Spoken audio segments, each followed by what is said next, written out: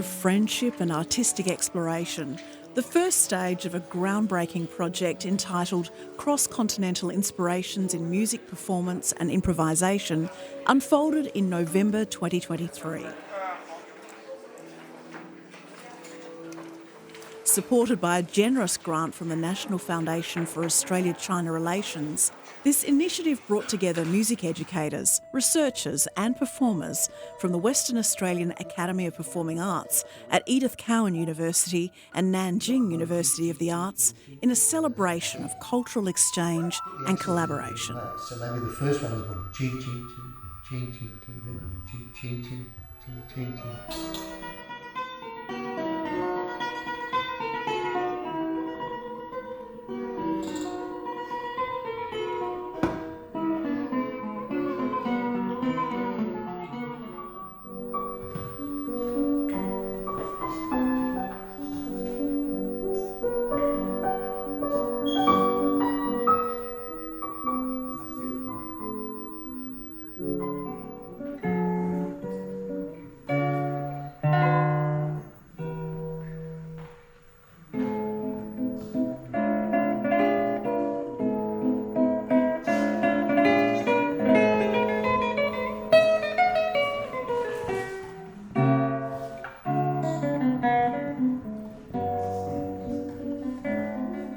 The China-Australia Musical Cultural Exchange Weeks, hosted by the Nanjing University of the Arts, marked the first chapter of a groundbreaking project. The Australian journey was led by Associate Professor Jonathan Paget and his Australian team, including Professor Geoffrey Lancaster, Associate Professor Jamie Ohlers, Stuart Smith, Dr Nick Abbey and Tim White. Together with their Chinese counterparts, the NUA faculty members set out to build a bridge between traditions, foster creativity and forge lifelong friendships through a universal language of music. The piece has a lot of African influence in it. Although it's an Australian piece, it's an African kind of music. And do people in Africa play without moving? No. They don't even have a separate word for music and dance. Music and dance are together. It's the same thing. So, bum, bum, bum, pop, pop, pop, pop. Yeah, that we are all moving with the music.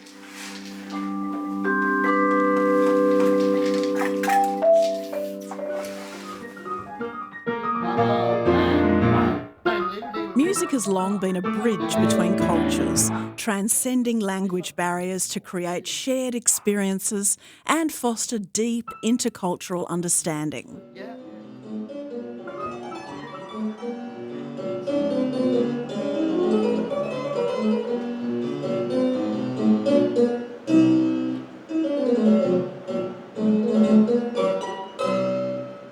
The music improvisation workshops conducted by Stuart Smith from WAAPA brought together Chinese and Western musical traditions, assembling students skilled in instruments from both worlds. Central to the project was the development of improvisation skills, an approach grounded in spontaneity, mutual listening and creative risk-taking. The whole thing is going to be like a mini opera. You've got the guitarists and the composers working together with this very famous collection of Chinese poems. Something that sprung out, of course, being a Westerner, was the Four Seasons. I thought, oh, wait a minute. Not necessarily describing the seasons in terms of the weather up there, but in terms of, there's a narrative within that. And it's these poems are like Shakespeare, all the Chinese know them. So I knew that they would have immediate responses to these poems. And that's what I did. So the basis of the improvisation was have all of these instrumentalists and we actually make commentary on the poems. So what I did was went in there on the first day, we read the poems, and I tried to elicit their responses. I just wanted them to actually play me something on their instruments. For some people, this is quite a scary thing, especially people that play Western instruments. Violinists, they start from this height, and all they do is play pieces written by others. They never have to play by ear, they never improvise. And for them, it was a very strange thing. They'd never experienced it before. The interesting thing was playing the Chinese instruments. The tradition there is to actually play set pieces on those instruments. So there is an oral tradition, even though they're musically literate. But again, for those, the players of the Chinese instruments, it was quite a new thing to improvise. But, blow me, we had 10 days. They took to it like a duck to water. And I found them very, very responsive. In fact, it was one of the most enjoyable things I think I've ever done in my teaching career. They were just beautiful people to work with.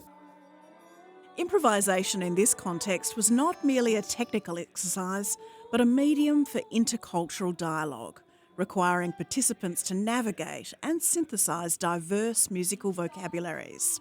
The resulting work was showcased at the East Meets West concert on November 15th, where it was held as an exemplary achievement in cross-cultural musical exchange.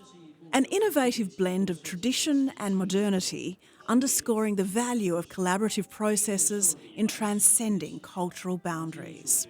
Can you tell me what was some of the most memorable moments of your experiences as part of the Australia-China Musical Culture Exchange Weeks? 最印象深刻的事情就是，本来是什么都没有的一个节目，然后经过3天的排练，然后从一个节目从无到有，我觉得这是一件非常有意思的事情。This is a very meaningful experience. Originally, there is no show at all. But with the 3 days rehearsal, there is a show come up. It's meaningful. Music, yeah.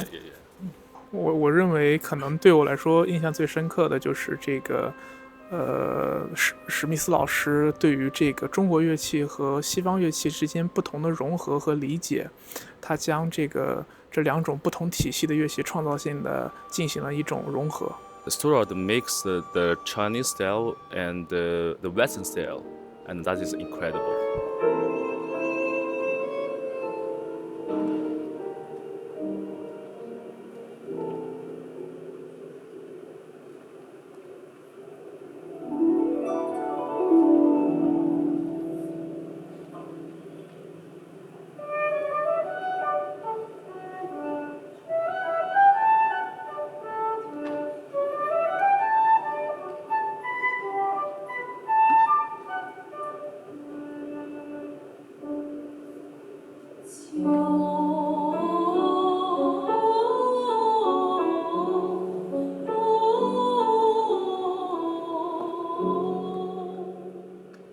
July 2024 marked the next chapter in the Cross-Continental Inspirations in Music Performance and Improvisation project.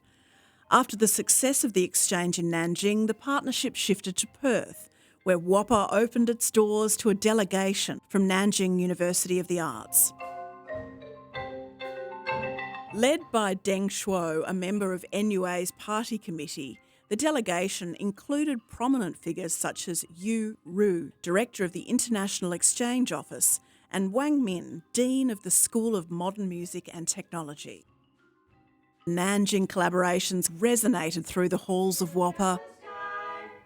It's going to be a fine night tonight. It's going to be a fine day tomorrow.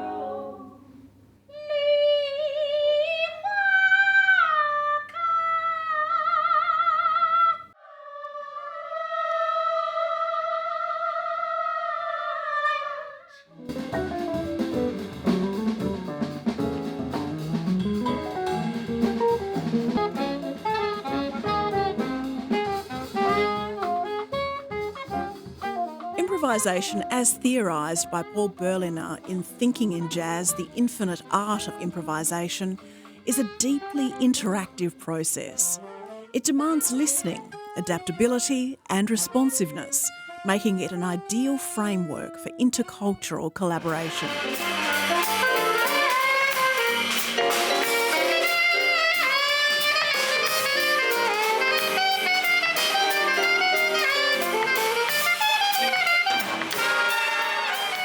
What has been the most successful or memorable or rewarding parts of this collaboration for you so far?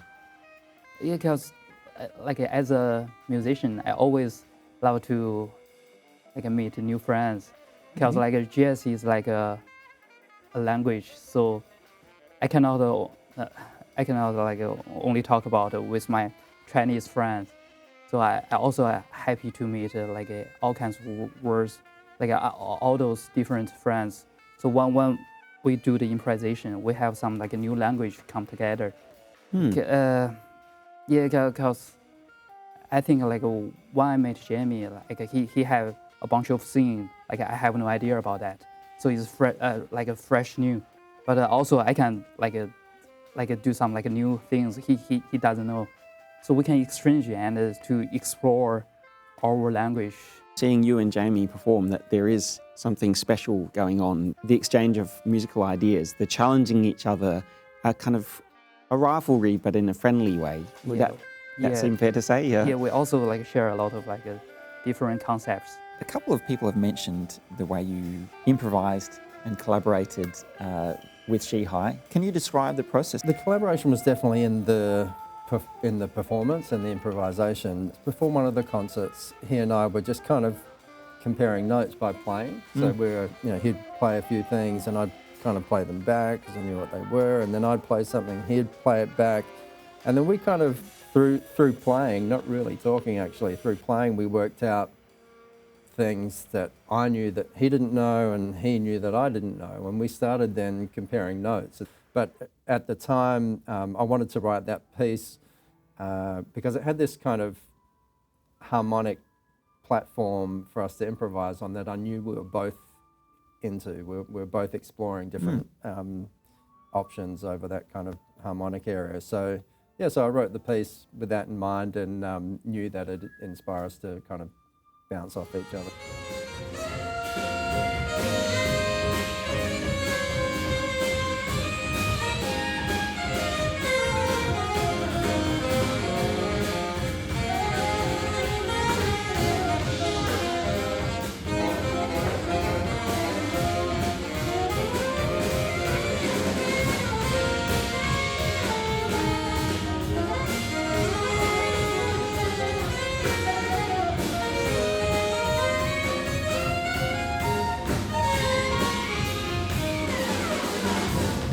As an improviser, I'm a little more open to letting things go wrong.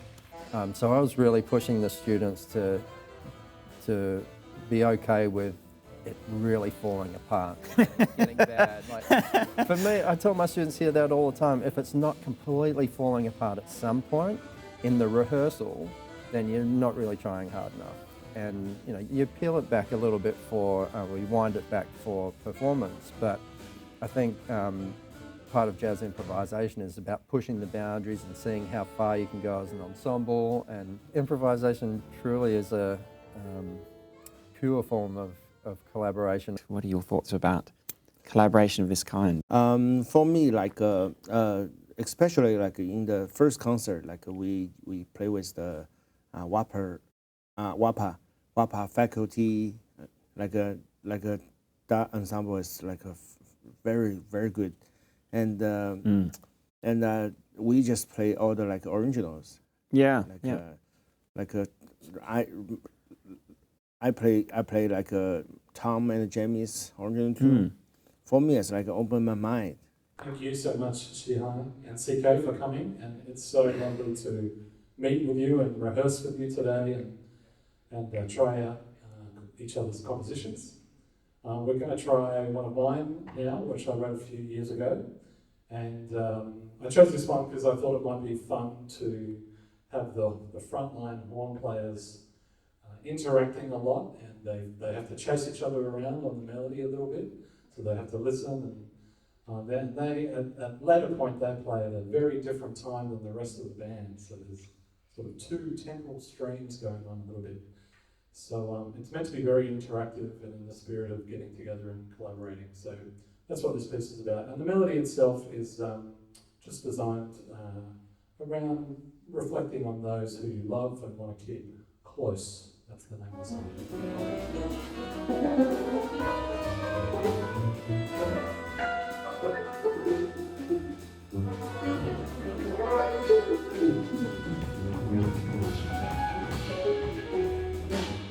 Because jazz music is just the world music.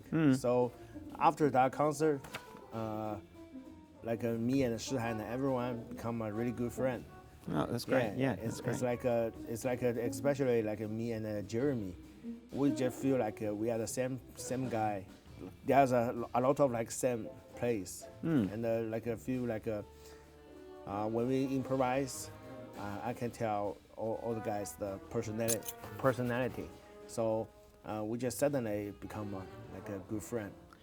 It is amazing. Only you had literally just got off the plane the day before, and then you play a gig together, and then now you're besties. Yeah, that's the good way for jazz. Yeah.